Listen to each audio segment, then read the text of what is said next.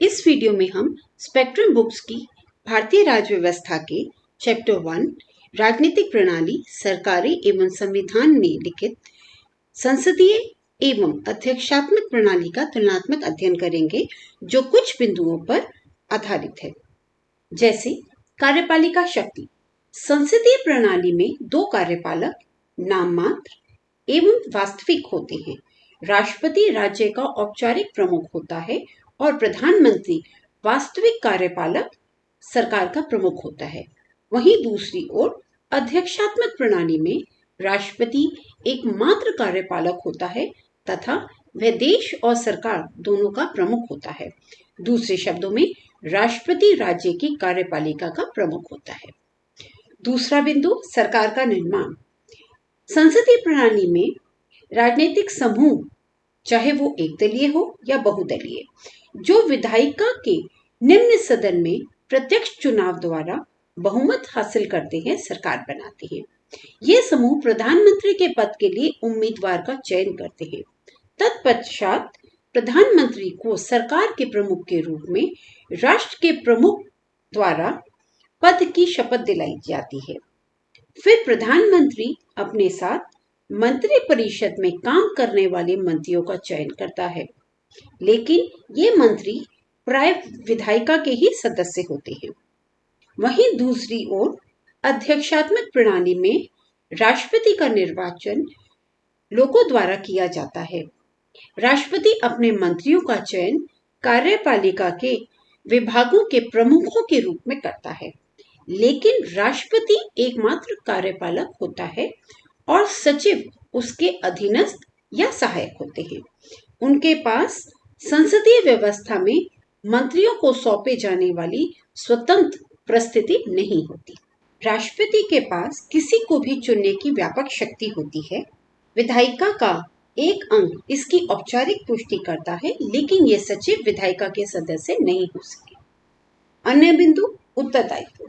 संसदीय व्यवस्था में विधायिका के प्रति मंत्री परिषद की सामूहिक जवाबदेही का सिद्धांत बेहद महत्वपूर्ण है।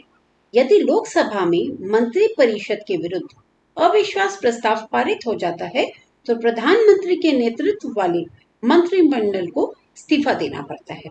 वहीं दूसरी ओर अध्यक्षात्मक प्रणाली में कार्यपालिका विधानसभा के प्रति जवाबदेही नहीं होती है, लेकिन संविधान के माध्यम से लोगों के प्रति उत्तरदायी होती है। यह इस प्रणाली की एक विशेषता है कि राष्ट्रपति अपनी स्थिति निर्वाचन के समय निर्वाचक मंडल से प्राप्त करता है। यह प्रणाली एक स्थायी कार्यपालिका की स्थापना करती है, जो विधायिका की इच्छा पर निर्भर नहीं होती। कार्यपालिका के नियत कार्यकाल के कारण नीतियों की निरंतरता बनी रहती है और निर्भीक रूप से संचालित होती है।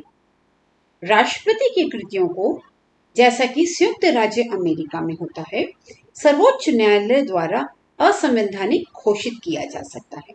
यदि राष्ट्रपति असंवैधानिक कृत्य करता है, तो विधायिका राष्ट्रपति या उसके अधीनस्थों के विरुद्ध महाअभियोग ला सकती है और उसे या उन्हें उनके पद से हटा सकती है।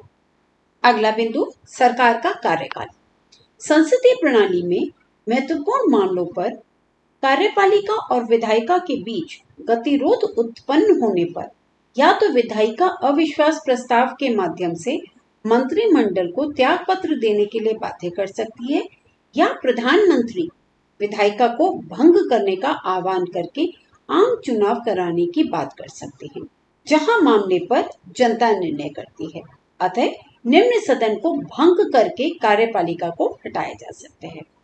जबकि अध्यक्षात्मक प्रणाली में राष्ट्रपति अपनी राजनीतिक उत्तरजीविता के लिए विधायिका पर निर्भर नहीं होता, बल्कि अपनी नीतियों को आगे बढ़ाने की इच्छा पर निर्भर होता है।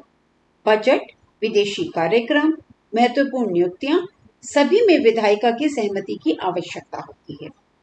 यदि कोई सहमति नहीं होती, तो विधायिका कोई कार्रवाई न करने का निर्णय ले सकती है, लेकिन राष्ट्रपति को बदल नहीं सकती।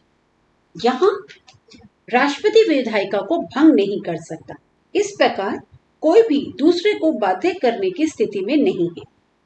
इसमें सरकार की शाखाओं, कार्यपालिका और विधायिका की पारस्परिक स्वतंत्रता मौजूद रहती है। अंतिम बिंदु, शक्तियों का पृथक्करण।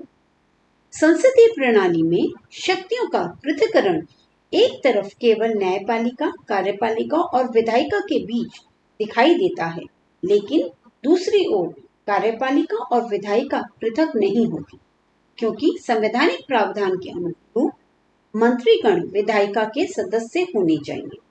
विधायिका से कार्यपालिका का निर्माण होता है और यह विधायिका ही है जिसके प्रति कार्यपालिका जवाबदेह होती है। वहीं दूसरी ओर अध्यक्षात्मक प्रणाली कार्यपालिका, विधायिका और न्यायपालिका के बीच शक्तियों के पृथक्करण और कार्यात्मक विभेद के सिद्धांत पर आधारित होती है। अध्यक्षीय प्रणाली वाले देशों में कर्मचारी वृंद विधायिका से पृथक होते हैं। न तो राष्ट्रपति और न ही उसके सहायक अमेरिकी कांग्रेस में बैठ सकते हैं। न्यायिक समीक्षा वास्तविक रूप से निरपेक्ष होती है। सर्वोच्च न्यायालय को संविधान की व्याख्या करने की शक्ति है। यह कहा गया है कि इस प्रणाली के अंतर्गत राज्य के तीनों अंग एक नाव में सवार होते हैं और उनके बीच मतभेदों का समाधान नियंत्रण एवं संतुलन के माध्यम से होता है।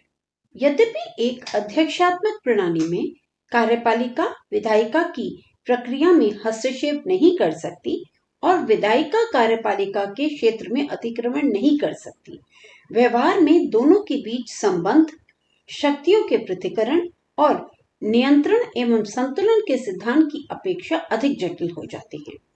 जैसा कि सरकार का प्रमुख और अपने दल का नेता होने के कारण राष्ट्रपति संरक्षण देने के अधिकार के एक बड़े हिस्से को नियंत्रित करता है, फिर भी वास्तविक रूप में विधायिका का महत्व अधिक है। विशेषकर कुछ मामलों में राष्ट्रपति संवैधानिक रूप से उन्हें महत्वपूर्ण शक्ति सौंपने के बावजूद शक्ति विहीन हो सकता है, जब तक कि विधायिका उन्हें आवश्यक विनियोजन प्रदान न करे।